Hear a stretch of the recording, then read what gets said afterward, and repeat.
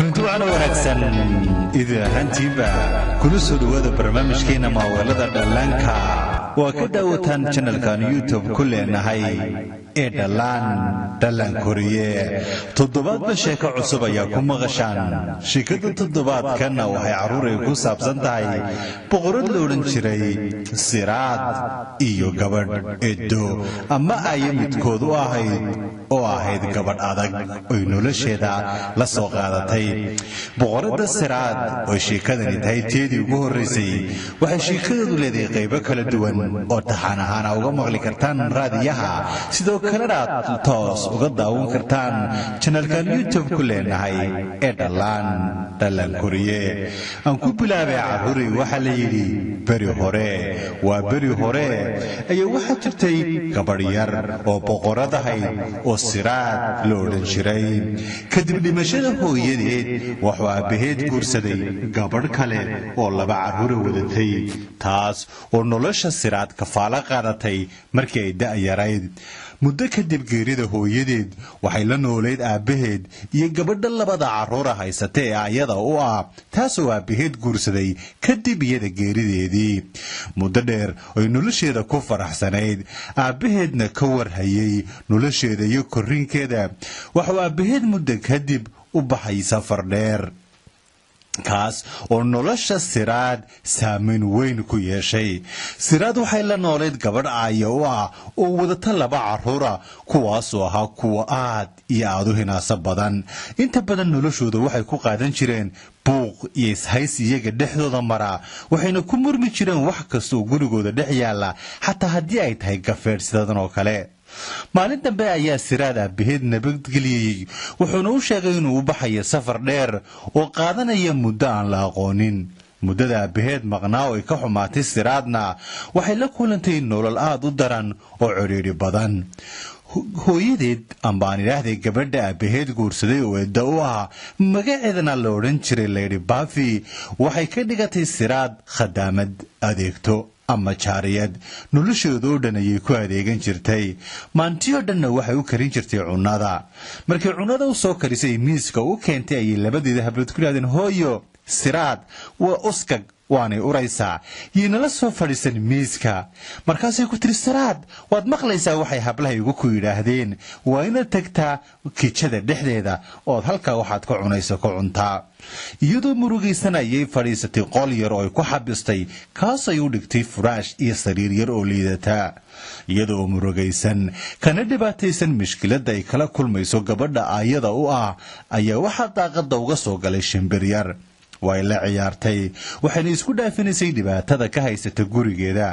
muddo markay ciyaaraysay ayaa god ay ka hor qaaday kartoon waxa ka soo baxay laba jiir oo yar xayawaanka aad ayay siraad u jeclayday markiiba way ku dheeshay markaasay tiri yaa tihiin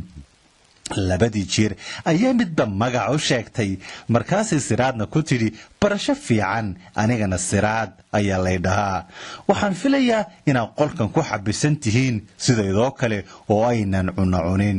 mid ka mid ah jiirka ayaa ku yidhi 24 saacadood ayaanu kitchada geli kari weynay oo waxay gabadha adag ee Lady Buffy ku xariisatay bisad weyn oo nafteeda gidilaysa siraadna waxay tu naxariis badan waxay ku tiri aniga ayaa kitchada gelayo cunno idinka soo qaadaya kitchada ayay furtay oo bisad weyn ku jirto ilaalinayso iyada oo sanqar tiranaysa iskana ilaalinaysa inay maqasho aayadeed Lady Buffy siraad ayaa qunyar soo socotay waxayna si tartiiba u hareer maraysaa bisad weyn oo kitchada gaadh ka haysay waxay la soo baxday cunno waa cheese waa burcad la fadhiisiyay jiirka ayaa aad u jecel kadinka markay kala sii baxaysay ayaa markaliya waxa soo baxay labadii hablood ee hinaasaha badnaa ee dhashay Lady Buffy markaasay ku yiraahdeen maxaad sidataa maxaad wadataa cheese waad naga xaday cunadayada ayaad xaday tuugada ayaa tay guriga nugula nool hooyadeed ayay u yeedheen hooyo markaasay ku tiri ma xadin ee aniga ayaa doonaya inaan ku quraacdo kadibna aayadeed Lady Buffy ayaa soo baxday oo ku tiri ma tii tuugad kaliya waxa tahay tu uskag weyn oo edab daran oo aan guriga ku haysto labadii jiir ayaa markay maqleen dhibaatada haysata siraad soo cararay si ay u cabsi geliyaan hablaha ay dhashay idadood waa la yidhi baafiye labadii hablood ayaa markay jiirka arkeen baqday waa jiir markaasay yaaceen intii ay layidhi baafi ku howlaneed inay laysa jiirkana albaabka ayaa mar keliya qof soo garaacay waxay soo taagay nin wado warqad boos ayuu sidaa waa fariin ka timi boqor William la yiraahdo oo deegaanka ku nool oo caana wuxuu ku yidhi boqorku waxa uu ku xasuumayaa hablaha da'da yar ee deegaanka ku nool oo dhan xaflad weyn oo habeen dambe qasriga boqortooyada ka dhacaysa Lady Bathina markiiba waxay labadeedii hablood u diyaarisay inay ka qayb galaan casuumada ballaaran ee uu boqorku fidiyay iyadoo doonaysa inay hablaheeda halka geyso waxaana u soo saartay toobab qurux badan oo aad u qurux badan iyadoo siraadna ku qasabtay inay toob kale u tasho hablaheeda mid uu ka yaraaday oo ka dhiganaysay waxayna iyadoo siraadna ku qasabtay inay toob u tasho mid ka mid ah hablaheeda waxayna ka dhiganaysay khadaamad ay ku adeegato siraad ayaa maalintii oo dhan toliinka ku howlaneed habeenkiina iyadoo daalanayay dhacday dharkeeduna aad u iskag badan yahay labadii jir ee saaxiibadaha ayaa u yimi oo toosiyey oo ku yidhi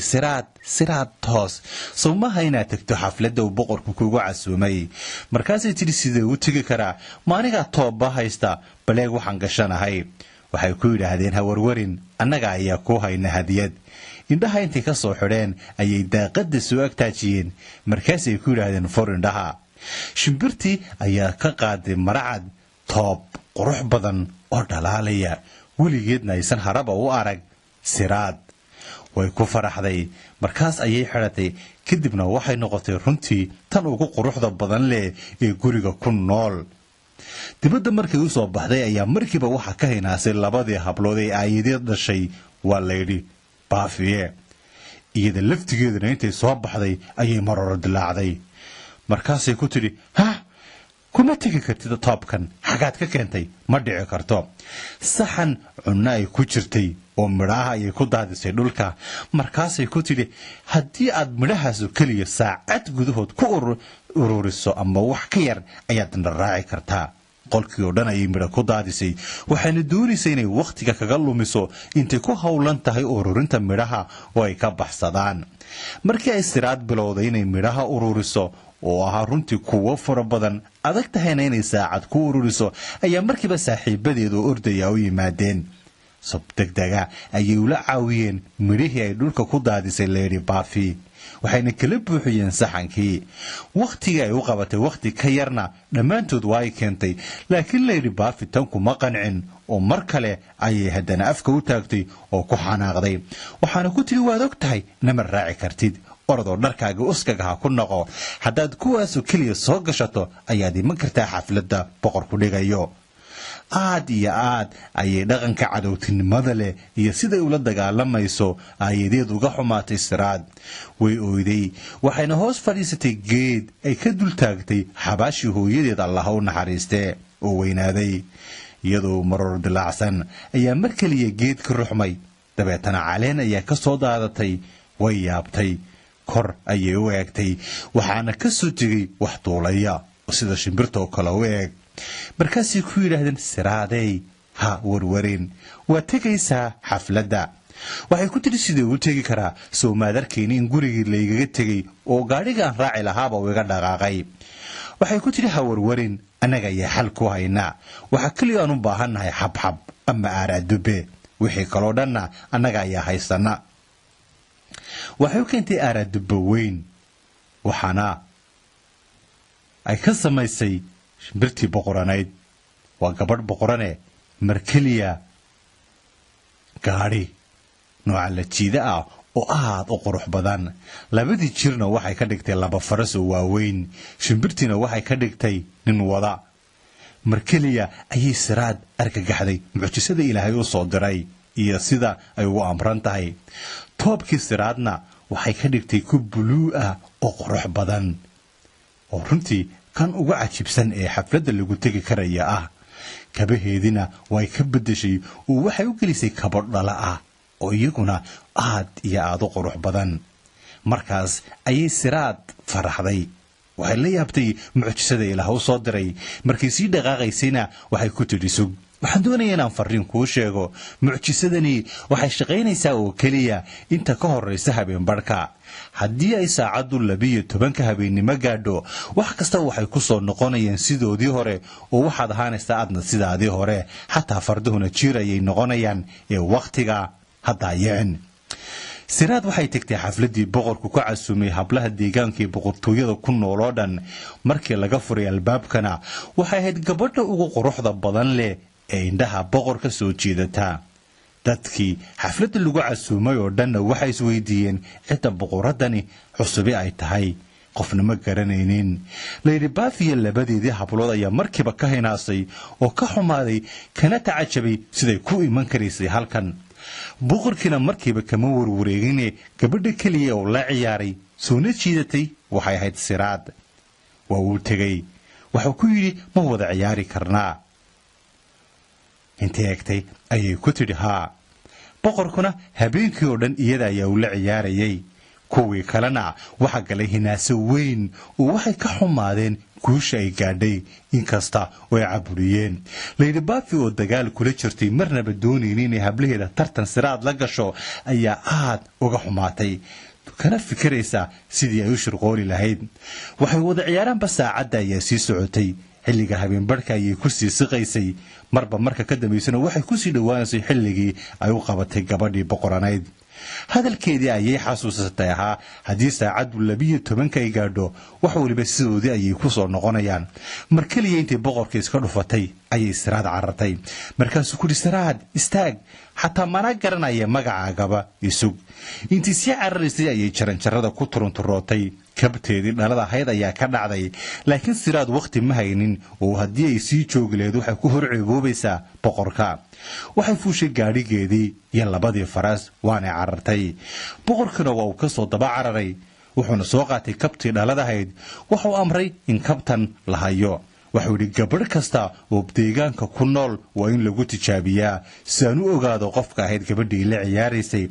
markii gurigii soo gaadhayna wax kasta sidoodii ayay noqdeen Siraadna waxay iska seexatay sariirteedii oo ay tagtay waxay habeenkii oo dhan ka fikiraysay mucjisadii ay nolosheeda aragtay iyo sidii alle uga hiishay gabadha adag ee ay la nooshahay mar qura ma seexan markasta maskaxdeeda ayay ku soo dhacaysay allana waa u mahadnaqday boqorkuna wuxuu taalo weyn u dhisay kabtii dhalada ahayd wuxuuna amray in hablaha deegaanka oo dhan loo yeedho si loogu tijaabiyo gabadha ay kabtani leekaatana ay noqonayso gabadhii uu bartay ee ka carartay warka ayaa gaadhay deegaanka oo dhan hablaha boqortooyada oo dhanna waxay dadaal ugu jireen saf dheerna u galeen inay kabta isku tijaabiyaan laakiin midna ma leekaanaynin mid waliba mar ayay lugta ku eegaysay xataa markii dambe waxa yimid Lady Buffy iyo labadeedii hablood oo iyaguna doonayay inay isku soo eegaan kabta Siraad ayaa ka soo daba carartay oo ku tidhi aan kabta isku soo eego markaasay ku tidhi maya adiga maaha waan hubaa qof noocaagan oo kale ah kabta looguma talagelin qoftaadan uska gaweynlana ma ahaan karto boqoradda uu baadi goobayo boqorku markaasay ku tidhi waxa uu yidhi hablaha deegaanka oo dhan anna waxaan ka mid ahay hablaha deegaanka fadlan ii ogolow intay ku tidhi maya ayay gurigiina dusha kaga soo qufushay Lady Buffy labadeedii hablood oo keliya ayay soo kaxaysatay si kabti loogu eego nasiib darro midna sama leekaan tii ugu gaabnayd uguna foosha xumeyd ayay kabta lugteedu buuran gali weeyay markaasay tidhi haddii in yar lugteedu sida u cadaadisami lahayd oo aniga ayay noqon lahayd mase aha iyada oo taashakiba kuma jiro boqorku qofka uu raadinayaa waa Siraad waxa uu yimid sida caadada ahayd labadeedii saaxiib ee markasta caawin jiray habeenbarhkii ayay la soo guureeyeen waxayna keeneen gurigii boqortooyada iyadoo dharkeeda u sagalaha xidhan taaladii kabta loo dhisay ayayse soo taagtay waxayna isku dayday inay kabtii lugta geliso laakiin ilaaladii qasriga boqortooyada oo boqorkii la socda ayaa tuugad mooday waxay ku yidhaahdeen joog ha jabin kabta yaa tahay waxay tidhi waxaan ahay Siraad aniga ayaa kabtan iskale waana aniga qofta kaliya ee kabtani leekaan kartaa labadii jeer ee la saaxiibka ahaydna way u markhaati fureen markii ay kabta lugta gelisayna run ahaantii iyada ayay leekaatay boqorkina aad ayaa u tacajabay waxa uu yidhi adiga weeye qofkii aan doonayay dabcan waxaan maray howlo badan ma ii sheegi kartaa magacaaga markaasay ku tidhi haa Siraad ayaa la yidhaahdaa waxaanu ka codsaday haddii ay ka ogolaan lahayd inuu guursado iyana waxay tidhi haa riyada ay ku taamaysay siraadna way u rumowday kuwii xaasidiinta ahaa oo dhanina way ka marooro dilaaceen waxayna noqotay inay siraad hadafkeeda gaadho xataa haddii ay lahayd cadow badan oo taasi aanay farax gelin balse Lady Buffy iyo labadeeda hablood sidaa kagama hadhi doonaan waxaad ogaan doontaa sheekada tan ku xigta waxa dhaca sheekada tanna carruurey waxaad ka baratay in markastoo cadowgaagu bato sidoo kalena ay kordhayso farxadaada iyo guushaad gaadhi karta sheekada tan ku xigta ayaad ogaan doontaa waxa dhex mara Lady Buffy iyo boqorada siraad ee hamogaanin inaad sheekada qaybteeda kale la socoto tan iyo kulantideena dambana waxaan idinkaga tegayaa nabadgelyo halkaan nagala socotaana waa channelkeena YouTube-ka ee Dhalaan Koriye haddii aad ku cusub tahay fadlan subscribe saar sidoo kalena furo gambaleelka si fariimaha kugu soo gaadhaan joogto waxaad sidoo kale ka maqli kartaa iyadoo coda raadiogeena